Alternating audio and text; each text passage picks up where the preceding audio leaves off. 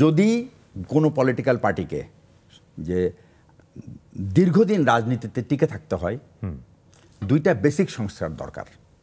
প্রথম সংস্কার হলো যে তাদের selection of nominee, electoral nominee selection ঠিক করতে হবে। মানে কে প্রার্থী হবে সেটা মাঠ থেকে আসবে। হ্যাঁ, এখন মাঠে আসার আগে আর একটা সংস্কার দরকার, সেটা হচ্ছে প্রত্যেকটা পার্টি তাদের কোনো একটা ক্রাইটেরিয়ার উপর ভিত্তি করে ইলেকটোরাল মেম্বার সেট করতে হবে।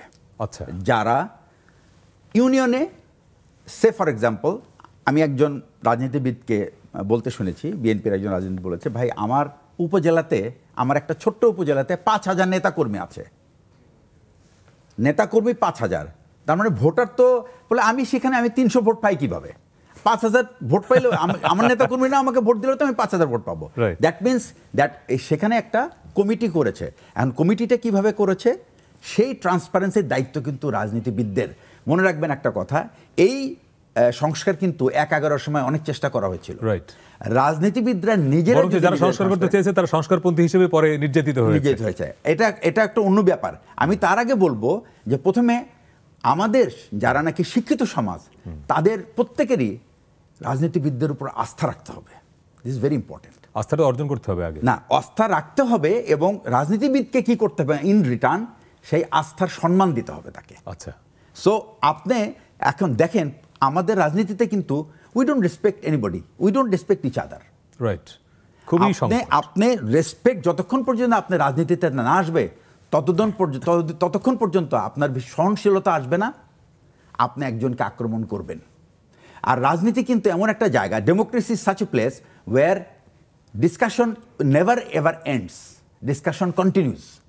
সুতরাং এই যে সংস্কারের কথাগুলি বলা হচ্ছে, আমি প্রথম থেকেই বলেছি, এটা আমি অবশ্য কোনো প্ল্যাটফর্মে বলিনি, যে এই যে সংস্কারগুলির কথা বলা হচ্ছে, এখানে রাজনীতিবিদদেরকে সম্পৃক্ত করা উচিত ছিল right from the beginning. Right, তাহলে এমনকি অন্তর্বর্তী সরকার আলোচনার প্রয়োজন হতো না, অন্তর্বর্তী সরকারেও অন্তত পলিটিশিয়ানদের রাখা দরকার ছিল। এবং এখন কিন্তু আপনি যে আলোচনা করবেন, it may be 1 day 2 day 3 day, not enough. কিন্তু যদি আপনি সংস্কারের মধ্যে রাজনীতিবিদদেরকেই বলতেন আপনারা সংস্কার করেন, and you decide what you do, এবং এরাই কিন্তু পার্লামেন্টে বসবে। অনেকগুলো কমিশন হয়েছে, কিন্তু রাজনৈতিক দল সংস্কারের কোনো কমিশন হয় নাই। No, because you cannot.